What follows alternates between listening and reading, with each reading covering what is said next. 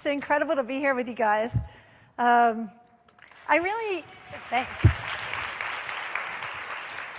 Maybe before I start into what I was going to talk about, I grew up in Buffalo, New York, and it was, kind of as the Rust Belt stuff was happening. I love cities, and it was so nice to hear Tony talking about bringing back the city, the downtown of Vegas, and the downtown project. And I was recently in Buffalo, and we share the reality with Cleveland that our river once caught on fire. And so to see the revitalization that's happened there, and that now people are kayaking, and we have farmers markets and all kinds of stuff in downtown Buffalo. So I love the reconnection to the urban America that's happening. And it actually, I think, ties in to this whole thing. Tony talked about collisions and networks. So that's what I want to get into today, is networked talent.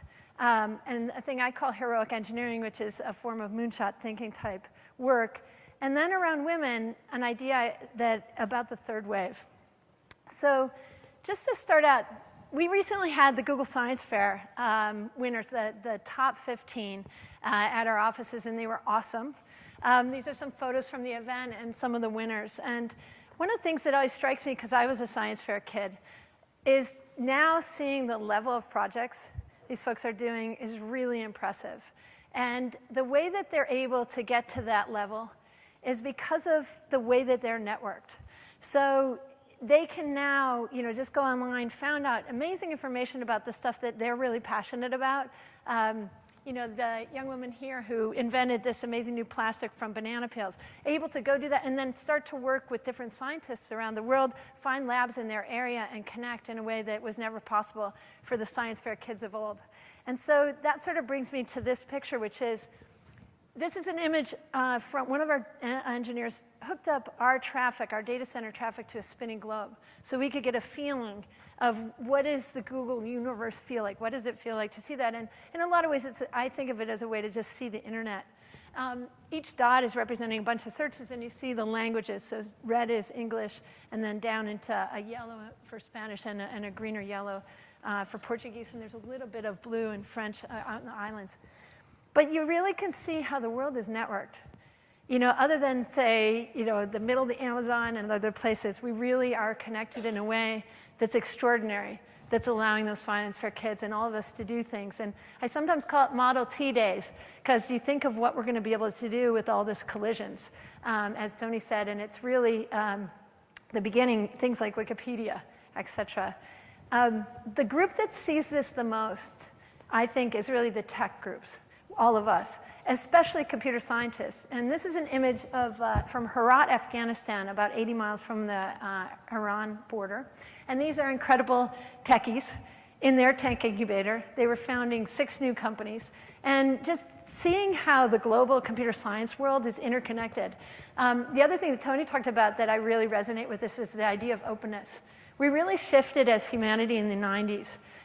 We in tech see it as open source and APIs and the way the web works, but it happened in a lot of places. We moved into this new way as humanity. In South Africa, the Truth and Reconciliation Commission, to me, is an example of a form of transparency and openness that emerged into our thinking. And so, open source, which is what the computer science world uses so much, is an incredible collaborative innovation. We're seeing it with people changing their world, changing their governments, changing the way that things are happening. This is a march from Colombia against the FARC. It happened from one Facebook group with 450,000 people. This is an interesting idea as just like in Wikipedia, as what we know, as things become adjacent, which includes things we know. This is a tool that one of the engineers in Bangalore in Google put together called MapMaker. And so here's Lahore, Pakistan on a map. How many people have been to an emerging market type place, and have you ever gone on maps online and there's like a line, right? You're like, but I know there's 1 million people here, and you just can't see it. It turns out only 30% of the world has metadata. And so if you live in those places, it makes it really difficult for commerce, for finding things, for ambulances, for deliveries. Geo is really important, and we're going to take it to whole other levels. But this is what the people of Lahore, Pakistan did together with their knowledge, people who live there and people from diaspora, just looking at satellite maps. And they drew Lahore onto the map across 6 months. It's awesome. this is the activity on that tool. Look at all the people, like the giving and collaborative service with each other to just do astonishing things. It's so impressive. Another thing that's becoming adjacent, we talk about big data. I got to work in the beginning of book search when the engineers, people felt really strongly that the only content searchable shouldn't just be web pages. There's many extraordinary things in books. And so the book search team began scanning, and we began doing the deal work with that when I was leading new business development. In this case, now that all the books, many of the books in the world are scanned, that means the actual words in all books are adjacent. So you could do a search. In this case, this is a New York Times article. They had done a search on this really cool tool, Ngrams, that you can go google.com/ngrams or googlelabs.com and get there. They took the word women, and they searched from the 1800s to 2008, what was the use of the word women in English language books? You can see it's not used in scale until the modern women's rights movement. Just really interesting to be able to look at data, from an anthropology perspective of all books, adjacent data. The Google Earth team worked on an idea of taking all of the Landsat satellite imagery that's looked at the planet for decades. All this government satellite, it's free data, but it sits on tape drives. So they pulled gigabytes, petabytes of data, made it a live data set. This is imagery from 1975 to 80 into the 2000s. Of an area of Brazil where you can see the deforestation of the logging roads coming in. So taking this data set, making it adjacent and live is allowing amazing scientists to now get in and look at what's going on with climate change, what's going on with resources, forestry, water, et cetera, making it available for the kind of collaboration we saw in the simple mapping tool for Lahore, but at a whole other level with the scientific community diving into the content. So this gets to something that we're working on, which we nickname and call moonshot thinking. When we talk about moonshots, we're talking about tech moonshots. And they have three components to them when you go for it. One is you need to articulate a huge problem or opportunity in the world that's really affecting a lot of people. There's often some kind of breakthrough technology that sounds like science fiction, but it's possible to use it. And there's some radical solution to have. For example, with the self-driving car, billions of people are actually wasting large amounts of time in traffic all over the planet. We need to save lives, we need to save fuel. There's a lot of reasons for the self-driving car that we're motivated by. Breakthrough technology, it's interesting the way that now mapping, real-time data, sensors, things are coming online that we actually just might be able to make a car drive itself without changing the system. So that's the radical solution. So that's how we're thinking about moonshot thinking. And Astro Teller and I launched a project out of Google X called Solve for X with a couple colleagues in 20% time.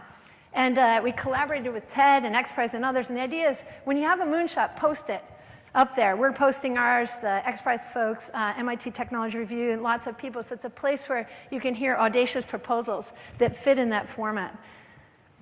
So another adjacency is world knowledge. I like to use the Khan Academy as an example of one person just teaching. And this is an old screenshot. Has anybody taken Khan Academy classes or watched Khan films?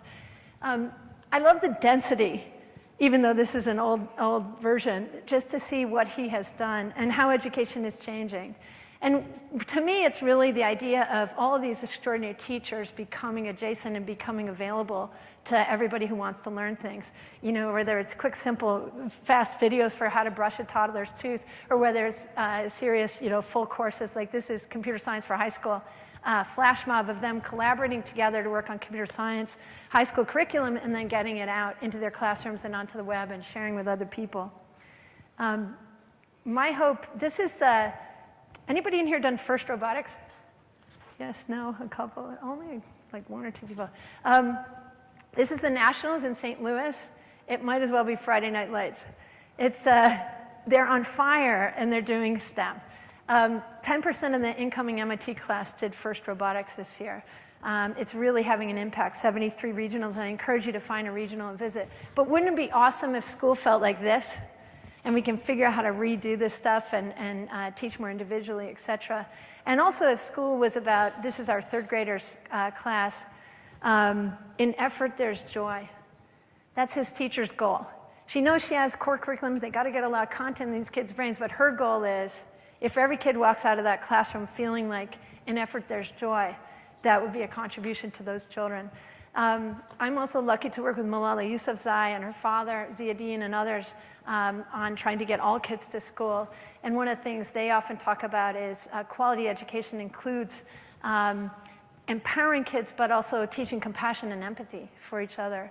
And Malala just received one of the Glamour Women of the Year awards Monday night. And also there was an astonishing teacher who saved her class at Sandy Hook.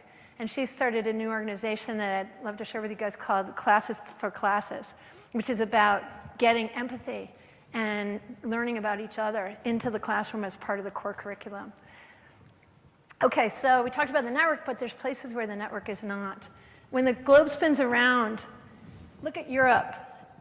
Europe's very much in global communication with everybody, but look at Africa. So we're missing 900 million talented people from the global conversation. This is a undersea cable wiring diagram, and you can see the pink lightweight color means plan. There's actually, in this slide, 2005, no cable against the entire continent on the right-hand side, which is ridiculous. On the left-hand side, many of the cables just ignore countries. So it's shocking to me. I'm not sure what the development world was doing, but that this has happened so long. But the good news is the cables are landing. And to me, I think one of the most astonishing things we're going to see is the 3 billion people who have been kind of unconnected to us, the talented people will join us in global innovation. This is a great picture just to show some of that. David Senge is a Media Lab student in the Leg Lab, PhD student. He wrote a great blog called Aid to Africa Becomes Made in Africa. Alani in the middle created an amazing exchange hub in Ethiopia like we have in Chicago. The Fab Labs are going across the maker movement. There's 200 of them around the world and growing. We were actually just lucky to do Solve for X at Capitol Hill on Tuesday this week with both Leader Cantor and Whip Hoyer joining us and a bunch of folks brainstorming about moonshot thinking. And the Fab Lab team was there talking about how we're going to get more Americans to be makers and get Fab Labs across our country so people can have this kind of maker resource all over the place. We have some of them, I know, in Detroit and other places, but we want to need them everywhere. And this is iHub Nairobi. So think about any start space you've been. This is happening now all over the world. And also the NGOs are changing, the nonprofits are changing. This is an example of Carolina for Cabrera. And really the entrepreneurs who are in place are now getting invested in like angel investing like we do in tech, rather than kind of programs coming to be delivered to people and not really including them and lifting their entrepreneurs to figure out what's going to happen. The network is changing how we do that. And even at the most extreme, these are some children in Ethiopia. There's 2 villages where there's an experiment that Nicholas Negroponte and Dr. Marianne Wolf here are doing together. She's a Tufts University faculty member, super expert on brain and early learning and reading development. Nicholas's One Laptop Per Child program has come together into delivering tablets to these kids. They gave them tablets in an experiment. No one in the village can read. No one for miles can read. No one knows numeracy and that. So the idea was, could these kids teach themselves for those places, the 50 to 100 million kids who just don't have a teacher and we haven't had the will to get them a teacher? So they gave them the tablets. The kids used 50 apps within a week. It's amazing. And it's been about a year, they're just about to read. They're sight reading words, and it's very cool to see. I put them together with the kids who won the science fair last year, because these 2 boys on the sides are from Swaziland. And I think very soon, if we can have these kinds of interventions, these kids will win the science fair. Okay, so just to sort of look at where we are today, this is how wired we are. The green and red and yellow sort of high-speed connections in the world. The blue is wireless, and then you see a lot of people are not connected yet, but we're working on it together. We've been working on a crazy fun project at Google X that Mike Cassidy and Rich Duvall are leading, called Project Loon, as in balloon. And this idea is to get balloons up in the stratosphere. We're gonna get to go. There's a video up about it. So going up into the stratosphere, twice as high as planes, and beaming down 3G and other speed connectivity. The balloons talk to each other. There. They talk, I'm going to go back. They talk to each other in a mesh, and they talk down. What's interesting about being in the stratosphere, so that's where the guy jumped from this year, the astronaut jumped, looking like jumped from the stratosphere. the winds don't all go west up there. So it's not prevailing westerly. So you can actually do sailing the balloons and have a mission control and move them around. Really interesting stuff. There's a test over at Christchurch, New Zealand. Okay, so lots of good things happen on networks around commerce and innovation and collaboration. But also one of the things that's interesting, I'm going to reference some old networks. So people know the Silk Road.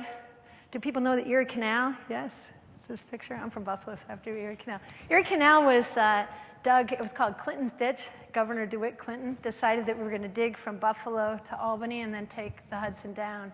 And this innovative idea actually dropped the grain price by a factor of 10 to get stuff in and out of America. So into the developing central parts and then out and bringing European and other goods in for development. One of the things that's interesting about these networks like the Silk Road and Erie Canal is they were also profound places for conversation and learning because people were moving goods and ideas. And so one of the things a lot of people don't know, for some reason, which I'm going to talk about, is that the first Women's Rights Convention happened on the Erie Canal because of the network and the way that people were connected in Seneca Falls. And so how many people have ever heard of the Declaration of Sentiments? Yeah, so this is a document that's as fundamental as like the Declaration of Independence and Emancipation Proclamation, these documents, but this is a women's document. Elizabeth Cady Stanton wrote it. She declares, using Jefferson's language, that all men and women are created equal, and they set out in this convention in 1848 the rights, the sentiments that needed to change. I think that in a lot of ways, down here in the corner there, she is delivering that. That was the first wave of women's rights. It was the beginning of Susan B. Anthony, Elizabeth's, all the work that those people did that kind of culminated in suffrage and the Night of Terror and different things that happened sort of through that time and women getting the vote all around the world, New Zealand being first. Oddly, Switzerland being last in the 70s. The second wave to me is, Gloria Steinem, Title IX. Do you guys know Catherine Switzer? Do you know the story of Catherine Switzer in the photo up here? Yeah, no, a few people, one person. She was a student at Syracuse, and she decided to enter the Boston Marathon, and she was the first woman to officially enter. Women had jumped in and run before. She was entering, and there was a truck, press truck that noticed there was a woman, and so they sort of zoomed in, and they're like all excited. They're, hey, there's a woman running. The race director happened to be on the truck. He jumped off the truck. He ran straight at her, and this is him trying to rip her numbers off. This really happened. So that's not that long ago. This is kind of late 60s, early 70s. It's in these photos, the set of photos that ensued because the press truck was there, are in the Time Life collection of the 100 photos that changed the world. And after everything settled down, the press truck went away. There's a wonderful video up on Makers of Catherine talking about this event. The people, it got quiet, and she said to her coach and her boyfriend who were running with her, luckily her boyfriend like hip-checked the guy out, that's in the photos. She said, I don't know how you guys think about this or where you stand, but I need to finish this race because people don't think women can do this. That's not that long ago. To me, those are the pioneering second wave folks, that sort of 60s, 70s, 80s group of astonishing women who broke through. And now I really feel like, even as much as, there's been work, but this year feels like the beginning of the third wave to me. If you go to the UN, if you go around anywhere in development, there's all this conversation about women and girls, which was so marginalized in the development conversations in the past, getting all girls to school and boys. Cheryl's amazing book, Lean In, and the conversations that started in our company, in our country, and across the world around corporate boardrooms, around how we're going to lean in, how do we get more women into positions, how do we get to 50-50. The amazing Makers series, if you haven't seen it, there's some long-form documentaries about the second wave, and there's incredible short-form videos on makers.com about these histories. And we were able to do a collaboration with them called Makers at Google. And part of our observation in working on this third wave is not only is it going to be the bias work and the change work and the hiring work and advancement work that we need to do, but also there's a very big visibility component. and that women largely are invisible, especially technical women. And so we went and made videos, maker videos, of the Googlers who make YouTube and Android and search and all these things, astonishing, elite, top Googler vice presidents and directors who have built these products. Along those lines, there was a great, I wanted to tell you, okay, yesterday I was at a women's conference and I inserted this. I'm not going to go through all the stats, but the first one is shocking. And it's interesting, Shahroz, when you were talking about we're using all these products and delivering all these products and the men are all making them, there's a bunch of fundamental reasons why that's happening, and I think the first stat on this slide is a big one. 71% of the male computer science teachers believe that boys are intrinsically better than girls at tech. That is outrageous. And I don't fault them because the society is convincing them of that. But it is something that we have to help them with, because all of the studies show that girls and boys are totally equal, especially in the elementary levels when they haven't had all the bias. The only things that do show is that when kids take a math test, if you ask them if they're a girl or boy, the girls perform worse. If you bring to mind that they're a girl, they won't do as well. But if you don't tell them, they're equal. So on visibility, there was a great article I want to draw your attention to. It took 3 years for people to find these people, but there was a New York Times article about a great exhibit, and it says about 32 women who made major contributions in physics, chemistry, astronomy, mathematics, computing, medicine from the 17th to the 20th century. Some of the women are famous, many, probably most are not, and there are 9 Nobel Prizes. So there's been a lost history. So we've been working really hard with the Doodle team, the Google Doodle team, and other people, and making videos and trying to get these lost histories told. So for us in tech, I wanted to show you some of these people. Who recognizes anyone on this page? Yeah. Grace Hopper. Okay, Grace Hopper right here. Admiral Grace Hopper, Rear Admiral in the Navy. She invented the idea of like subroutines and computer languages. So everyone should know about her. She's an elite contributor to our world. And the languages that she started led to COBOL, and that leads to Java and other things. Any others recognize? Yeah. Yes, Hedy Lamarr, amazing Hollywood film actress, also responsible for fundamental innovations and inventions in mobile. Patent holder. Any others? Ada Lovelace, the founder of computer science. She's the first person credited with coming up with the concept of programming. She was a colleague of Charles Babbage, who created the first mechanical computer in England in the mid-1800s. And she's up there in this doodle. And Walter Isaacson is working on a book, and she's his first chapter. He's going to be talking about the beginning of the digital age. And she's Lord Byron's daughter, so she's the poet-mathematician. I hope Hollywood would make a movie about her, because it'd probably be a fabulous story. Her mother wanted to protect her from her poet father, so she taught her math. But Ada combined the two. So here's her writing in the doodle about waxing poetic about the future of programming. She gets all the way into programmable music ideas, so we included in the doodle iTunes ideas there. Do you guys know Bletchley Park in the middle?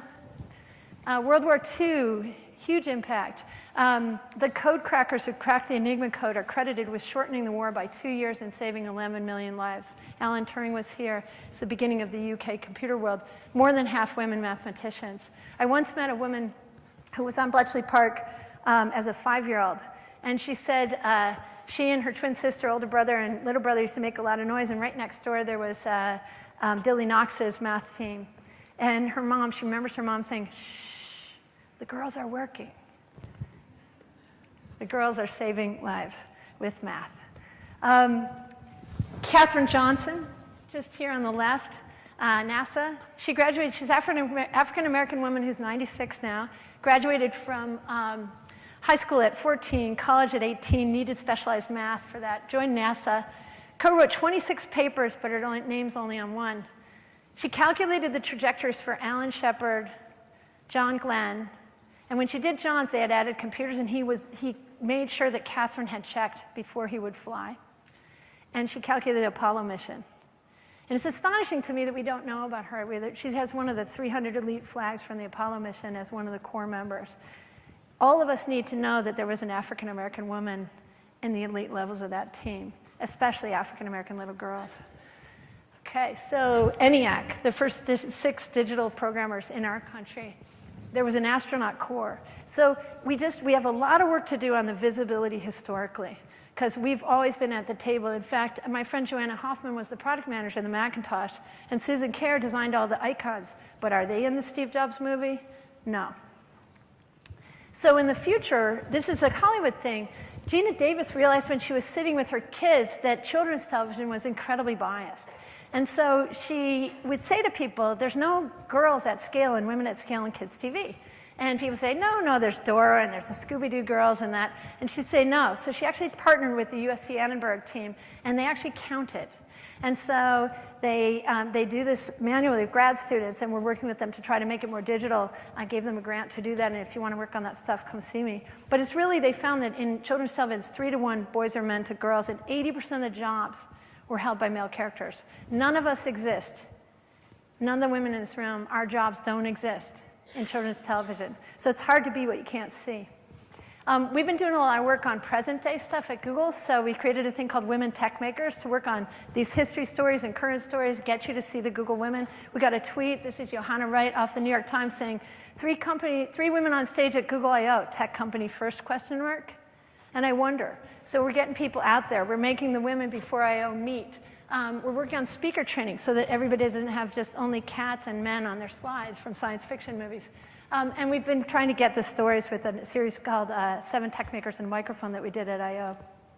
We've also been doing bias training on all Googlers. This is an example of what we taught the I/O teams. Based on what's physically around you, it turns out you decide whether you belong in the place. So if you have a lot of that classic programmer stuff around, the young women don't think they belong there. And so Stanford actually found them opting out of the major because of what was around them. Really interesting study. So we're doing this training with all the Googlers. Okay, so I'm going to switch gears because Shehrabaz asked me to talk a little bit about Google X at the end. So we have a lot to live up to because people have said we're this wild lab, but the reality is we're very much a skunkworks, that classic Silicon Valley kind of lab place.